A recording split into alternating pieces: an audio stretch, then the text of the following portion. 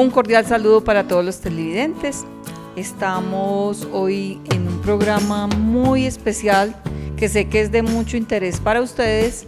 Este es un proyecto de apoyo al programa de educación familiar de la institución educativa Nuestra Señora del Pilar en la línea de escuelas de padres. Entonces tenemos como invitada a Gloria Cecilia Salazar. Ella es educadora especial, especialista en neuropsicopedagogía infantil. Vamos a abordar el tema del déficit de atención con y sin hiperactividad. Bienvenida, Gloria, a este programa. Hola, muy buenas tardes, muchísimas gracias por invitarme. Espero que este tema sea de su total agrado y que puedan aprender mucho con nosotros el día de hoy. Bueno, entonces este tema hemos querido abordarlo porque es muy recurrente. Hay muchos niños que padecen este trastorno. Entonces, en esta ocasión les vamos a hablar cuáles son las características, quién lo diagnostica, a qué edad, cuáles serían las consecuencias de no tener un apropiado manejo de esta dificultad, así como las estrategias que se pueden utilizar desde la familia, la institución educativa, para ayudarle a un niño que padezca el trastorno de déficit de atención hiperactividad. Entonces vamos a empezar explicando qué es este trastorno. Entonces Gloria nos va a hablar de qué es el déficit de atención. Bueno, como su nombre lo dice, TDAH, trastorno por déficit de atención, es un trastorno que afecta las funciones ejecutivas y que es un trastorno neurobiológico. ¿Por qué neurobiológico? Porque nosotros en el cerebro tenemos unas sustancias que se llaman dopamina, serotonina y noradrenalina. Estas sustancias son las que ayudan a que se transmitan o que se hagan unas conexiones sinápticas dentro de nuestras neuronas para que se dé ese procesamiento de la información un poco más rápido. Entonces, en el TDAH, estos neurotransmisores están afectados. La dopamina entonces nos sirve ¿cómo? Para motivar, para los refuerzos, para esforzarnos. La serotonina es una hormona o es esa sustancia que nos ayuda para todo lo que tiene que ver con las emociones y con el control también de impulsos. Y la noradrenalina es la que ayuda al control atencional junto con la dopamina. Dentro de esto entonces hablamos que las funciones ejecutivas son todas las que nos ayudan a planear, organizar, ejecutar, a buscar la consecución de un logro y nos ayudan a autorregularnos. Por eso estos chicos cuando tienen este trastorno tienen dificultades para autorregularse, para planear, para ejecutar, para organizar todo lo que tienen que hacer cuando les dan una instrucción, por así decirse. Las funciones ejecutivas se forman desde los primeros años de vida, pero terminan su formación aproximadamente en la adolescencia o más o menos a los 25 años de edad. Bueno, Gloria, y explícanos algo, ¿cómo una familia o una docente puede solicitar o puede tener como la duda de que su hijo está padeciendo esta dificultad, este trastorno? Bueno, no todos los niños que son desatentos o todos los niños que son inquietos tienen este trastorno. Los niños son niños y tienen que moverse y explorar por su naturaleza de niños. Esto se puede diagnosticar porque hay unos criterios de acuerdo a un manual que se llama DSM-5, donde nos dicen cuáles son esas diferentes características que se tienen que presentar durante un periodo largo, es decir, más o menos 6 meses, en diferentes lugares para que yo pueda decir como madre de familia o como docente que este niño posiblemente puede tener un TDAH, pero yo no soy el que lo diagnostica, ¿cierto? O la mamá o el profesor. Esto lo diagnostica un especialista que ha estudiado sobre este tema. En su caso puede ser un psiquiatra, puede ser un neuropsicólogo, un neuropediatra, ¿cierto? Porque esto, como lo dije hace rato, son dificultades a nivel de los neurotransmisores, es a nivel cerebral. Pero bueno, Gloria, nos decías que tiene que mostrarse el comportamiento en diferentes lugares. Amplíanos un poquito a qué haces referencia. Bueno, este comportamiento de los niños tiene que presentarse no solo en la casa, también en la escuela o también en otros lugares que ellos asisten o que son recurrentes, ¿cierto? Entonces, si es un niño que tiene, por ejemplo, algunas dificultades para concentrarse, entonces es un niño que en la casa no termina de comer y entonces pasa un mosquito o pasa alguien y se distrae. En la escuela pasa lo mismo o lo mandan a hacer un mandadito, perdón la redundancia, a comprar algo en la tienda y se le olvidan las cosas porque se despista. Entonces esto tiene que ser recurrente en diferentes lugares, no solamente en uno. Bueno, pero a veces hay muchos padres de familia que uno les escucha decir, es que mi hijo, y lo dicen hiperactivo. Entonces ellos sí tienen que diferenciar muy bien que no todos los niños, porque se muevan o porque sean inquietos, padecen de este trastorno. Entonces podemos hablar que hay unas características y unos tipos de déficit de atención y hiperactividad. Sí, dentro del TDAH hay 3 subtipos. Hablamos de 3 subtipos porque se habla del tipo inatento, del tipo hiperactivo y el combinado. El combinado hace relación a las 2. Como les dije anteriormente, tienen que haber unos criterios diagnósticos para poder decir que un niño tiene déficit de atención con hiperactividad. No es que entonces fue en una semana que presentó estas situaciones y que el niño ya tiene hiperactividad o que, ay, este niño tan hiperactivo, como dicen los papás, ¿cierto? Sino que tiene que haber un seguimiento permanente de esta situación para mirar si el niño posee este trastorno. Bueno, entonces si un niño tiene el déficit de atención tipo inatento, ¿cuáles serían las características o el comportamiento más común que presentan? Pues dentro de las características están que se distraen con facilidad ante estímulos irrelevantes, que pierden sus objetos personales constantemente, se le olvidan las instrucciones y las indicaciones dadas, tienen dificultades para presentar atención a 2 estímulos distintos. Ejemplo, entonces si van a hacer una tarea, están haciendo una tarea en el tablero y van a escribir, entonces se les dificulta porque no pueden prestar atención a dos objetos o cosas al mismo tiempo. También tienen dificultades para organizar las tareas, para planear, para ejecutar, todo lo posponen. Cuando entonces van a estudiar los libros, se les olvidan, dicen que van a ir a la tienda, entonces también olvidan las cosas con facilidad. Son los chicos que fácilmente olvidan todo, no recuerdan pues muy bien todo por esa desatención. Y no es que tengan una dificultad cognitiva, sino que la atención, como no la tienen sostenida en la actividad o en lo que tienen que hacer, se les dificulta y por ello olvidan lo que tienen que realizar. Sí, Gloria, porque mira que en este tema es muy frecuente que pueden equivocarse con que el chico tiene dificultades cognitivas, es decir, que no es inteligente, que no aprende, que es un chico torpe, pero son niños que tienen muchas habilidades, sino que por su inatención no logran realizar las tareas y llegar como a término a cumplirlas, ¿cierto?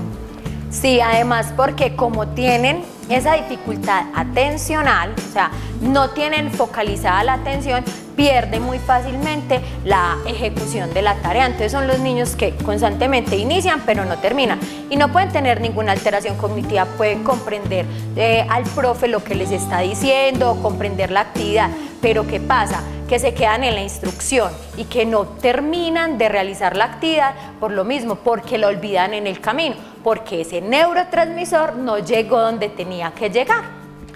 Bueno, entonces también tenemos otro tipo que es el hiperactivo y impulsivo, que nos puedas hablar como cuáles son esas características de este tipo de trastorno. Bueno, como les dije hace rato, dentro del inatento tienen que tener ciertas características para poder yo decir que tiene un déficit de atención y tiene que ser por 6 meses. Lo mismo con el hiperactivo. Y son estos chicos que actúan sin pensar, que hablan en momentos poco oportunos o responden precipitadamente, que a menudo interrumpen a los demás y se entrometen en los asuntos del otro y hasta se inmiscuyen en problemas que no son asuntos de ellos. Olvidan planificar las cosas, son los que se paran constantemente del puesto de trabajo, molestan al compañerito, pero porque no hay de pronto una motivación a esa actividad. Pierden con facilidad la paciencia, se irritan, no saben perder y muchas veces se pelean porque no saben perder, no respetan los turnos y en ocasiones destrozan las cosas de los otros compañeros y no las cuidan. Bueno, y esta entonces podría ser como una de las características que lleva a que estos estudiantes tengan dificultades con sus compañeros. Incluso si la docente no conoce mucho de este trastorno, también puede pensar que es un niño que le está causando muchos problemas y que es un niño a veces no tan deseado en el aula de clase. Muchas veces cuando el niño falta, entonces se siente un ambiente más tranquilo, más pausado, pero por eso la importancia también de lo que vamos a hablar más adelante, o Gloria nos va a hablar más adelante, del tratamiento. Bueno, entonces también Gloria, entonces nos dices, está el inatento, hiperactivo, impulsivo, y está el otro que es el combinado. El combinado es la unión de los dos, del inatento y el hiperactivo, ¿cierto? Y son entonces los que se mueven excesivamente con las manos, que pierden las cosas, que se paran constantemente del puesto, ¿cierto?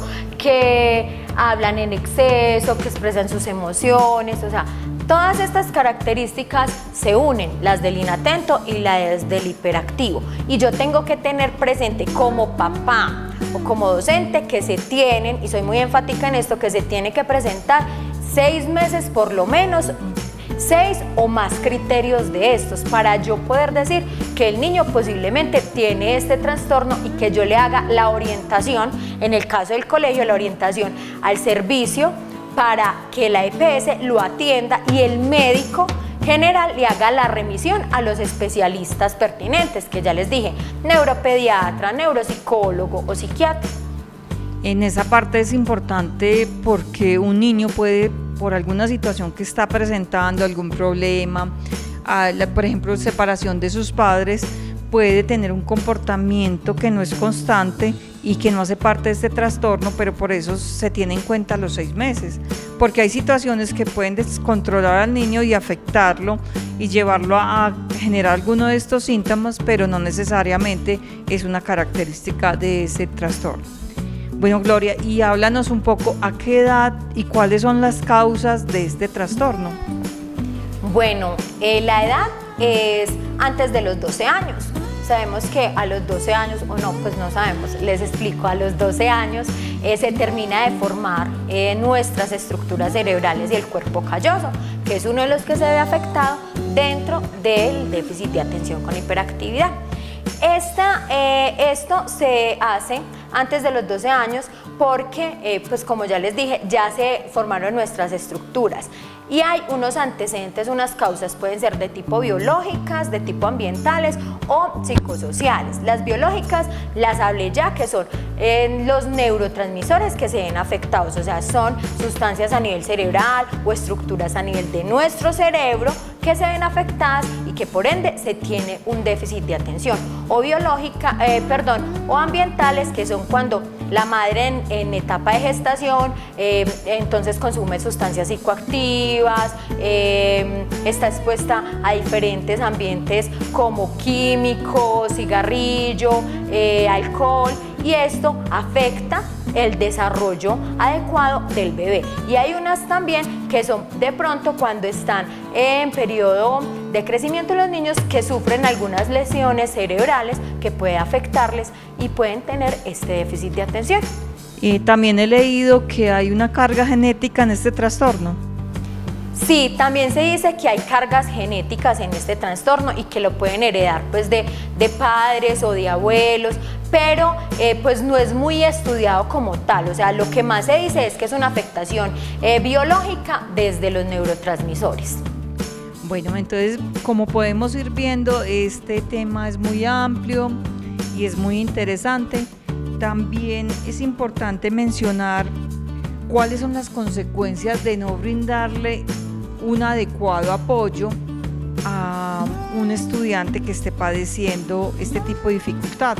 Pero para ello pues también tenemos que hablar de cuál sería ese apoyo que se le debe dar. Bueno, dentro del hogar, pues los padres tienen que ser conscientes de la situación de su hijo, ¿cierto?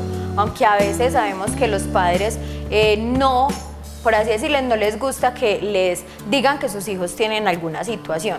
Pero si estos son conscientes, los pueden apoyar muchísimo en ese proceso de aceptación, y también pueden generar unas estrategias de acompañamiento que les va a favorecer a estos chicos para autorregularse, para autocontrolarse, ¿cierto? Esto les va a ayudar muchísimo en todo lo que tiene que ver con su proceso de socialización, incluso con su proceso escolar.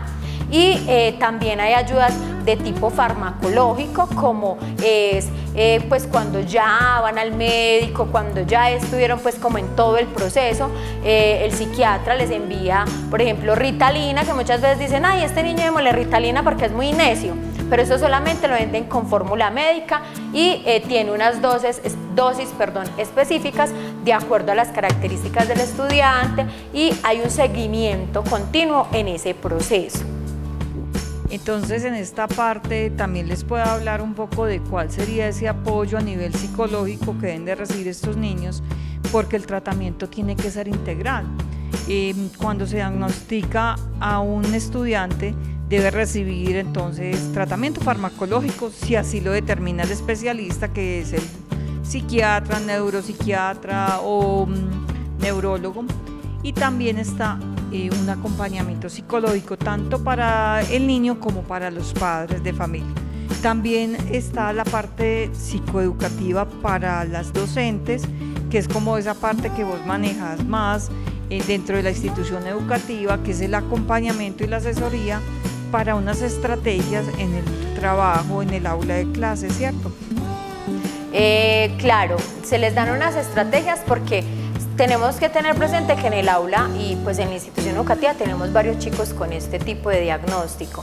Se les dan estrategias en cuanto a la ubicación, en cuanto a la cantidad, en cuanto al tiempo. En la ubicación, es decir, cómo deben ubicarlo en el aula de clase, entonces lejos de elementos distractores, por ejemplo de ventanas, de puertas, ubicados al lado de un compañerito que les pueda ayudar y orientar, ubicarlos al lado de la docente. Y en las partes de adelante, nunca en las partes de atrás, porque también eso va a ayudar a que ellos, si son un poco inquietos, empiecen entonces a tener comportamientos disruptivos dentro del aula de clase y no dejen a la docente pues dar sus clases. En el tiempo es brindarle mayor tiempo para la realización de las actividades. Es decir, entonces si era media hora, le brindamos 40 minutos para que él pueda terminar la actividad, porque ellos tienen procesos un poco más lentos para realizar las actividades con respecto a la generalidad de su grupo. Y en cantidad es cuando hay tareas muy extensas, por ejemplo 10, 15 preguntas, reducirle por ejemplo a 10 preguntas, 5 preguntas, de acuerdo a las características de este estudiante, porque muchas veces no tiene mucha tolerancia a la frustración. Entonces, como no saben hacer las cosas, o como sí las pueden saber hacer, pero como se les dificulta la ejecución porque no llegan sino a la instrucción que le dio la docente, pero en la ejecución se les olvidó, entonces se frustran porque no terminan de hacer las actividades a cabalidad y tienen errores entonces en sus tareas. Bueno, entonces estas recomendaciones son muy importantes también para la docente, porque ella tiene que conocer de este trastorno, porque de lo contrario va a pensar que este niño no quiere hacer los trabajos o tiene una dificultad para aprender, pero realmente no es que la tenga, sino que tiene un trastorno que lo está afectando. Entonces hay unas recomendaciones también para los padres de familia que deben tener en cuenta, y sobre todo es la aceptación. Al padre de familia le cuesta mucho aceptar que su hijo tiene una dificultad, y por eso a veces se demoran en iniciar el tratamiento, en tener ese apoyo interdisciplinario por diferentes profesionales y también hablarlo en familia. Entonces, porque empieza muchas ocasiones a decir no, es el estigma de que me toca llevarlo al psiquiatra, es que tuvimos un hijo raro, un hijo loco, y todavía se tiene mucho esa prevención de este tipo de profesionales que velan por la salud mental. Entonces, en la familia, aceptación e investigar sobre este trastorno, preguntar, leer sobre él, porque también a veces lamentablemente hay profesionales que te pueden dar una opinión y otros otra, entonces hay que tener también un acercamiento a las teorías para poder conocer más de él. Es importante también conocer o saber que hay un estrés mayor en familia, porque este tipo de personitas nos van dando más dificultad, se generan más problemas, interrumpen, la dinámica de la familia se ve afectada. Por eso es necesario comentarle al resto de familiares, porque ellos van a jugar con sus primos para que conozcan que si entonces el niño interrumpió, no respetó el turno o tuvo un comportamiento inadecuado, no hace parte de que sea un malcriado, sino por su dificultad. Él va a ir aprendiendo a controlar y a regular estos impulsos. Entonces, también es necesario brindarle una buena alimentación, que pueda realizar ejercicio. Si es un niño que su característica es ser hiperactivo, él necesita también canalizar haciendo deporte, haciendo actividades que pueda estar en contacto con la naturaleza, le van a servir mucho, así como ejercicios donde también le ayuden a centrarse, por ejemplo armando rompecabezas o pintando, o ejercicios de respiración como el yoga, que hay yoga para niños que también le van a ayudar a centrarse y a ubicarse más. Es importante también hablarle de forma natural y hacerlo partícipe de este diagnóstico, no para que él diga es que no puedes hacer las cosas, sino que para que él pueda entender de que él tiene sus propios recursos para resolver las dificultades que está presentando y a futuro también ya no necesite de un apoyo ni farmacológico ni un apoyo de tantos profesionales, sino que él mismo sea capaz de regularse. Entonces es necesario también, como los padres de familia, trabajar mucho lo que es la autoestima, porque como lo decía Gloria, a estos niños a veces entonces se ven involucrados en dificultades, entonces tienden a excluirlos de los grupos de amigos o los compañeros, y entonces él puede sentirse mal porque no es aceptado. Entonces su autoestima, o porque no logra terminar los trabajos, que esa sería como una de las consecuencias, el fracaso escolar o la pérdida de años. Pero los padres de familia también tienen que ser conscientes que ahí importa más es el desarrollo de la persona. No importa tanto como esos años escolares, si ganó o perdió, pero importa mucho el desarrollo de su hijo. ¿Qué otros aspectos, Gloria, vos ves como padres de familia que puedan ayudarle al niño? A mí me parece también muy importante cuando medican a los chicos que los padres no les quiten arbitrariamente los medicamentos, porque si el especialista los medicó es porque pues ve la necesidad de que este estudiante o esta persona lo requiere. Y cuando se los quitan arbitrariamente, entonces afectan nuevamente, porque el medicamento les ayuda es a controlar y a que esas sustancias, como ya les dije y se los expliqué, empiecen a trabajar de manera correcta y que se hayan esas conexiones sinápticas adecuadas para que llegue la información de manera correcta donde tiene que llegar para la consecución de ese logro. Y muy importante también que los padres tengan presente que tienen que tener mucha paciencia, porque yo sé que muchos se alteran o les da rabia que este niño tan inquieto, que este niño, pero si no hay paciencia y si ellos ven que ustedes se impacientan, que son los papás, que son los que, los pueden orientar, que son los que pueden estar ahí, entonces ellos también se van a sentir, como le decía Gladys, baja autoestima, van a tener baja autoimagen, no van a querer realizar las cosas tampoco porque no hay una motivación hacia la consecución de ese logro. Tenemos que motivarlos para que ellos alcancen ese logro. Y muy importante también lo que dices, porque a veces le suspenden el medicamento o suspenden los tratamientos. Entonces le han enviado 10 sesiones de psicoterapia y el padre de familia fue a 2 y dice, no, es que yo ya lo vi que estaba bien. Pero resulta que con el tiempo vuelve a haber una decaída y una dificultad porque ellos abandonaron los procesos. Entonces, por eso hay mayor gasto económico, porque, y más si estamos en una región como Guatapé, que el desplazamiento hasta Medellín es más complicado, pero sí es fundamental que continúen con este tipo de acompañamiento, de apoyo por parte de todos los profesionales. Y así no tengan pues el apoyo de los profesionales, o sea, y si los papás suspenden esto, entonces, ¿qué estrategias como padres de familia van a utilizar para mejorar estas situaciones en sus hijos? Porque a veces se quedan así y los niños antes tienen fracaso escolar, son niños que se frustran fácilmente ante la pérdida porque ellos no saben perder. Entonces, ¿qué estrategias como padre yo me voy a crear para poder apoyar a mi hijo en este trastorno que es de por vida? Es un trastorno de por vida, este trastorno no se quita porque es una afectación, como lo dijimos, neurobiológica, y los trastornos que se quitan, por así decirlo, es porque hay un mal diagnóstico y no es un diagnóstico correcto o acertado del TDAH, porque es un trastorno que afecta nuestro cerebro. Gloria, pero este trastorno no se quita, pero ellos sí van desarrollando la capacidad de autorregularse después de la adolescencia, cuando han recibido un tratamiento adecuado.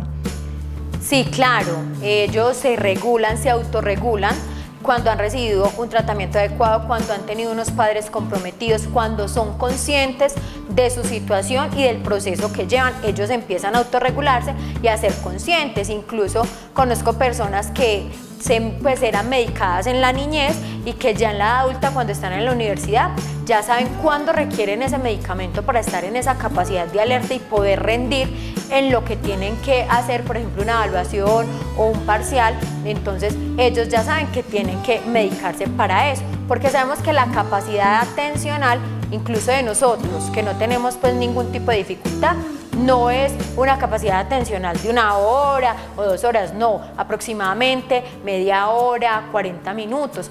Siempre, a pesar de que estemos en un lugar, siempre nos vamos a distraer, pero en estos chicos es más recurrente las distracciones, no están en capacidad atencional constante, entonces por eso se equivocan fácilmente. Bueno, entonces, como para ir cerrando también en este tema, hay unas consecuencias de un inadecuado manejo en este trastorno. ¿Cuáles podrías decirnos como esas consecuencias a futuro? Cuando no hay pues como un adecuado manejo en este trastorno, pueden haber, estos chicos tienden mucho como a meterse en las drogas, ¿cierto? En el consumo de sustancias psicoactivas, o de pronto que los involucren para hacer cosas malas, por ejemplo robar, o que los inciten a meterse en otros mundos o situaciones que no son muy buenas, porque ellos son permeados pues fácilmente por personas, ¿cierto? Por la aprobación constante que necesitan, por esa baja autoestima, porque no le generaron esa seguridad. Entonces, eso puede, no en todos los casos, puede en algunos casos generar esas consecuencias negativas que no aporte a esta persona. Sí, también otra consecuencia que me parece a mí que afectaría mucho es la dificultad para establecer interrelaciones con los demás, de hacer amigos. Entonces son personas que pueden terminar siendo solitarias o encontrar grupo de amigos, pero aquellas personas que se acercan a ellos para cosas que no les van a ser tan provechosas para ellos ni para la sociedad. Esa podría ser también entonces otra consecuencia a futuro. y él también, el no adaptarse como a todo lo de la sociedad, porque les va a costar más. Miren que en todas partes hay unas reglas, hay unas normas en los trabajos, en las oficinas, en las empresas, hay unas normas que debemos de cumplir, y si ellos no aprenden a regularse, entonces les va a dar mucha dificultad adaptarse a ellas. También quería mencionar, Gloria, que hay unos aspectos positivos en este trastorno por déficit de atención con o sin hiperactividad, y es la creatividad. Son niños, son personas altamente creativas que, si esto lo enfocan de forma positiva, pueden ser muy inventivas, pueden arriesgarse, y en ese arriesgarse a explorar pueden crear cosas, crear inventos que le van a servir incluso a la humanidad. También son personas muy cariñosas, espontáneas, afectivas, son sociables y abiertos. Entonces, miren que todo no es negativo. Hay muchas personas que uno de adultos identifica que tienen este trastorno, tal vez no fueron diagnosticados, o tal vez se las han ingeniado para acomodarse a él, pero vemos que hay personas que pueden estar atendiendo en un lugar con varias situaciones al mismo tiempo, son muy rápidos, muy hábiles y lo hacen muy bien. Entonces también puede llegar a ser muy persistente cuando algo les gusta. Muchas personas dicen, pero es que a lo que le gusta, eso sí se queda concentrado, en eso sí se queda quieto, pero es porque su foco de atención tiene que haber algo que les apasione y les motive mucho para lograr que ellos se ubiquen, ¿cierto? Y porque no hay tampoco un esfuerzo cognitivo, y porque hay algo que los motiva, o sea, una motivación intrínseca que los ayuda a la consecución de ese logro. Porque cuando ellos están motivados, quieren lograr, por ejemplo, algo deportivo o algo en danzas, ellos se esfuerzan, intentan para poderlo lograr, a pesar de que a veces les cuesta un poquito por la autorregulación o por el seguimiento de instrucciones, pero ellos se esfuerzan y lo hacen para la consecución oportuna de ese logro. Como recomendación, entonces, para ir cerrando este programa, el trabajo en equipo es fundamental, que todos vayan remando hacia un mismo objetivo, todos vayan buscando con esta dificultad ayudarle al niño, y para eso se logra a través de que aporten los padres de familia, los docentes y los profesionales que están apoyando a esta población. Tener en cuenta que estos niños no son inquietos, inatentos porque sí o porque quieren que los regañen. Ahí de base hay una dificultad que ya nos las explicaron y que es necesario ayudarles. Gloria, te agradecemos tu tiempo y tu conocimiento. Si hay alguna recomendación final para cerrar el programa. Muchísimas gracias por invitarme. Sabemos que estamos en la institución educativa para apoyar a la población incluida, a la población diversa, y que todos tienen que estar estudiando de manera equitativa y de una manera con equidad y calidad para que puedan salir adelante. Gracias, Gladys. Bueno, esperamos que este programa haya sido de su interés, y hasta la próxima ocasión.